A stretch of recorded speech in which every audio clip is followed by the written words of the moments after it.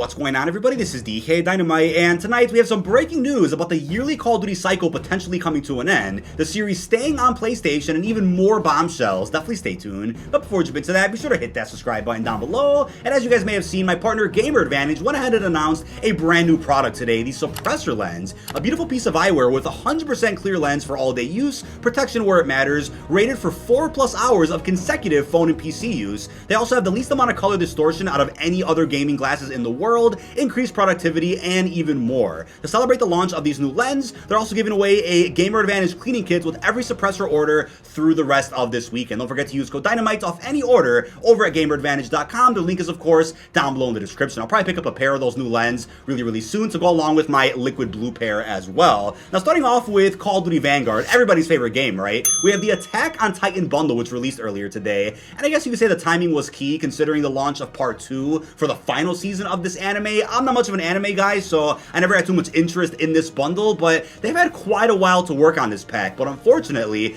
it really pains me to announce that the bundle is beyond broken. It might be one of the most broken bundles in the game right now, along with a number of others. So right now, as being reported on Twitter, the tracers do not work, the MVP highlight is broken, the stand blueprint also does not load in-game. Multiplayer Warzone zombies, it might be up and down for certain people. Maybe some people out there are experiencing more bugs than others with this actual bundle, depending on the platform you're on. It's a bit unclear, but this is an expensive one, right? I just don't recommend spending $20 on broken cosmetics in a game that's also fundamentally broken. I really didn't want to talk about this today. I didn't want to make this a video where we're just bashing on a game while it's down and being negative, but I'm just being honest with you guys. Save your money on this. The store is just not it for Vanguard this year. It's super unfortunate considering how good the item shop was for Cold War last year. I know, call me a Treyarch shill, whatever you guys want. But we also got a really cool announcement from the official Call of Duty page saying that the CDL 2022 season will be beginning next month, of course, but they confirmed rank play is also planned to release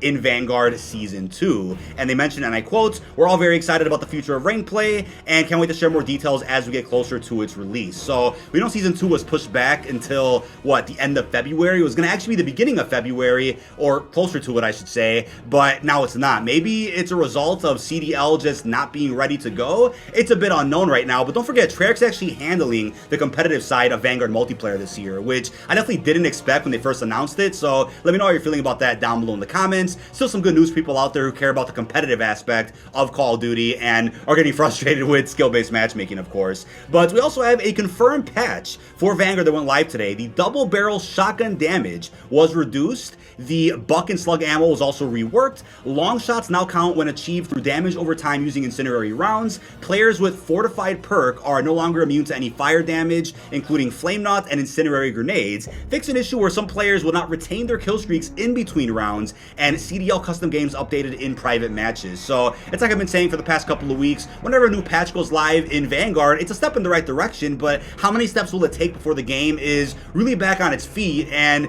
kind of paves the way for a smooth 2022 for the Call of Duty cycle? I'm just not sure, because even Bobby Kotick, Activision, other journalists out there have openly admitted that Vanguard just wasn't it this year. It's kind of a down period for the Call of Duty franchise, but they expect to revolutionize the series again next year, which we're going to talk about later in this video. But I want Vanguard to succeed. I love the Call of Duty franchise, and I think Sledgehammer is a talented studio, but just dropped the ball this year with this game for reasons that might have been out of their control. We just don't know. But we also have a bit of an important update here about the Microsoft acquisition of Activision for $70 billion, or roughly, right around that range. Congressman Jerry Nadler, hope I said his name right, also the chairman of the House Judiciary Committee, says the Microsoft and Activision Blizzard deal should be closely scrutinized. The FTC held a press conference just this week saying they would re-examine overall antitrust rules.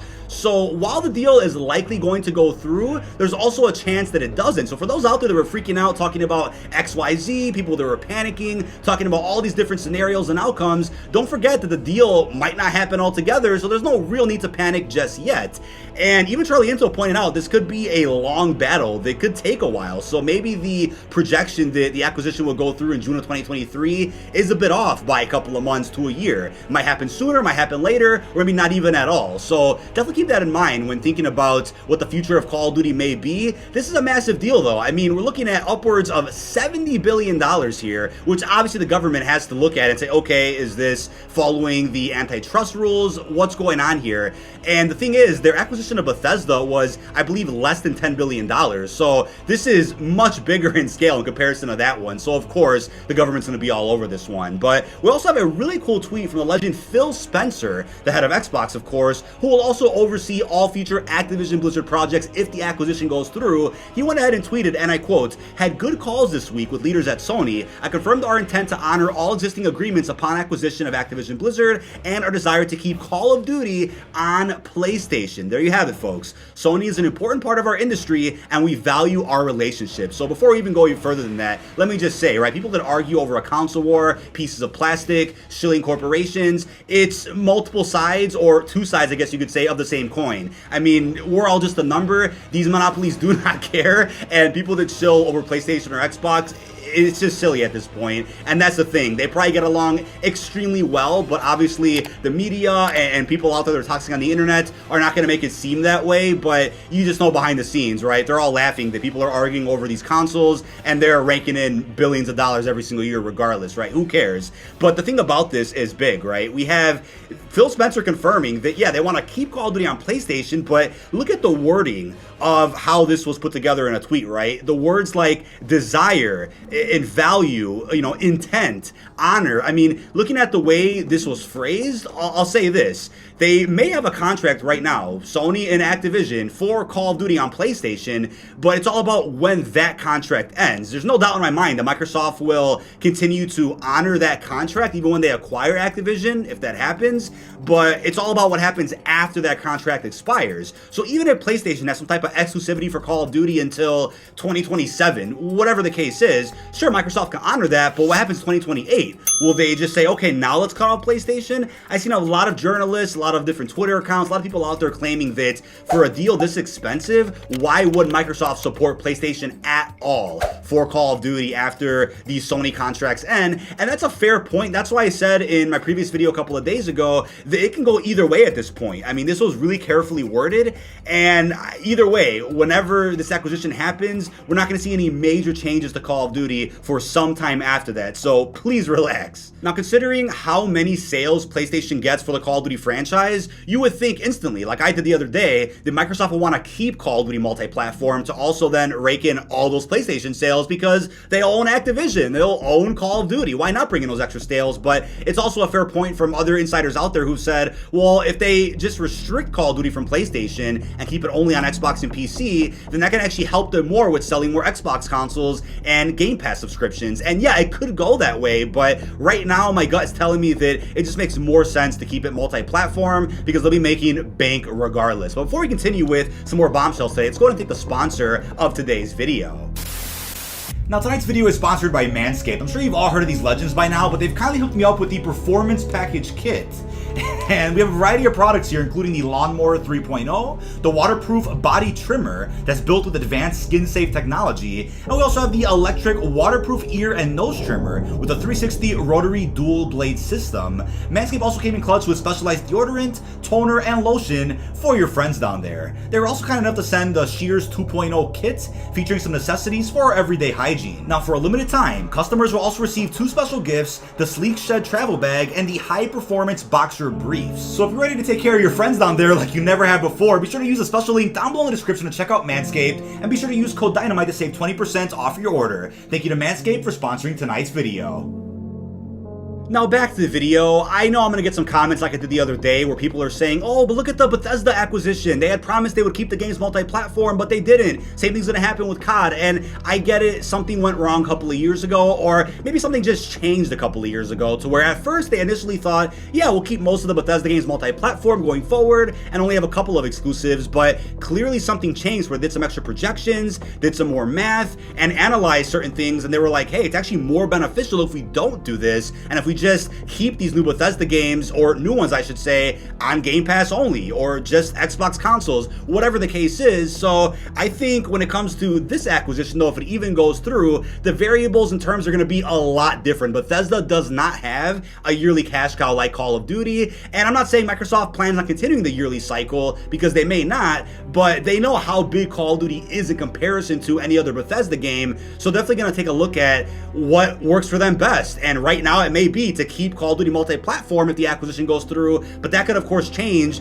5 years from now. So stay patient with this, and definitely remember that all of this is subject to change, because you never know what's going to happen come a couple of years. But I want to also point out something that you may have forgotten about, and that is that when the deal between Sony and Activision was initially signed back in 2015ish, before Black Ops 3, we heard a lot of plans from different gaming scoopers and leakers in the community that there were plans to remaster the Modern Warfare trilogy. And we saw the first one in 2016 with Infinite Warfare, and that was Modern Warfare 1 Remastered. Campaign, multiplayer, the works.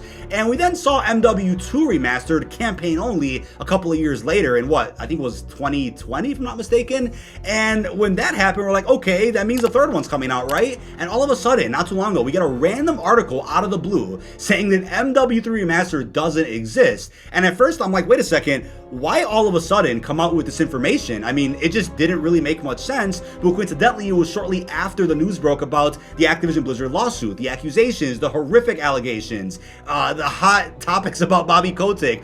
All of that had come out at around the same time, so I'm like, did the terms between Sony and Activision change as a result of the Activision Blizzard lawsuit? It's certainly plausible, but if that was the case and the contract or the exclusivity was lessened a bit because of it, then will the contract end sooner than later? I also remember a couple of years ago, and if I could find the articles, I'll put them on screen so you can see. I remember a couple of articles saying that the deal had expired between Sony and Activision, but then got renewed shortly after. And I think it was 2018 or 2019, if I'm not mistaken. So if it got renewed like 2-3 years ago, then I could just safely assume, and just a ballpark estimate, that the deal between them will probably still go on until maybe 2024, 2025, and then at some point after that is when, if the acquisition goes through, Microsoft could look at how they may change Call of Duty fundamentally going forward. But now, here's a bombshell for you guys. No pun intended, but there is a big bombshell podcast I have set for you guys tomorrow. Stay tuned for that. Bloomberg is now reporting there have been high-level conversations at Activision about stopping the annual release of Call of Duty. Nothing is final yet,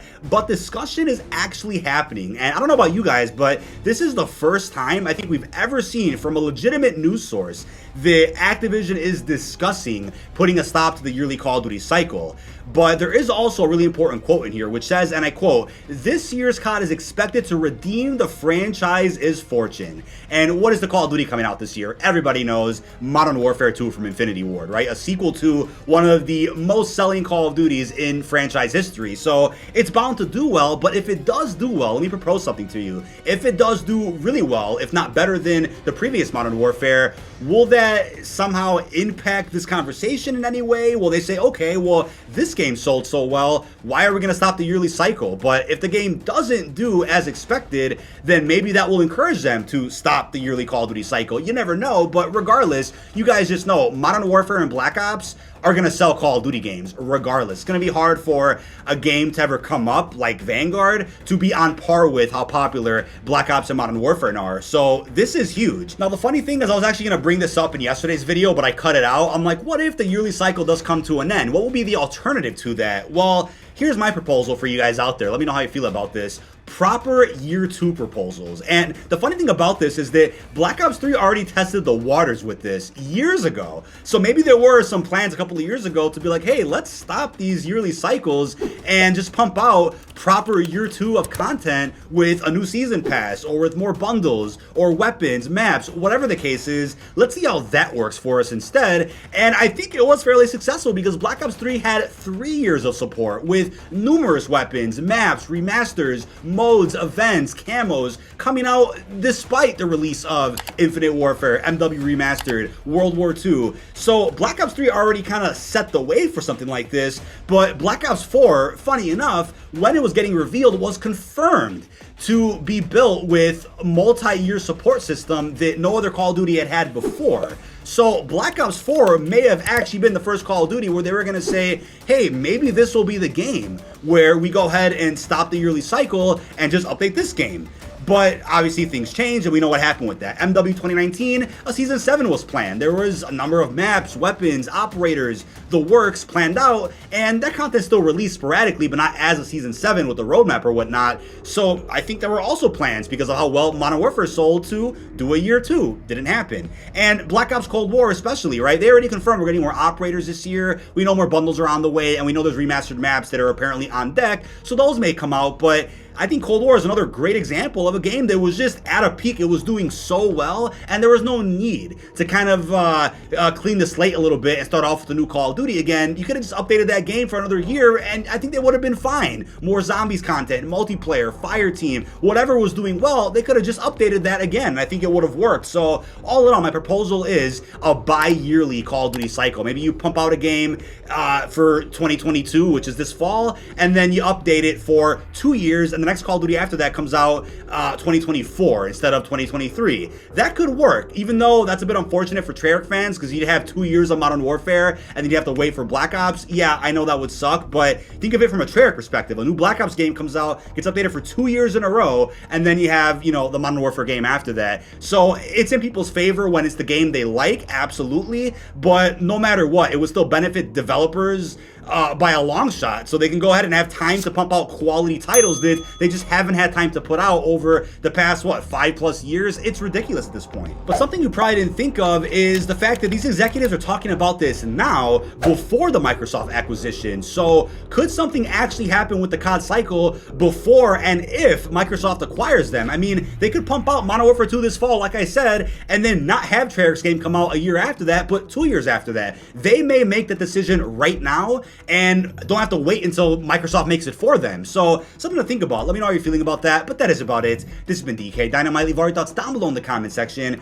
What are you guys thinking about the yearly Call of Duty cycle potentially coming to an end sooner than expected? How are you feeling about the franchise potentially staying on PlayStation as well? And also, what are your thoughts on the patches over in Vanguard? Really hope you enjoyed, and peace out, everybody.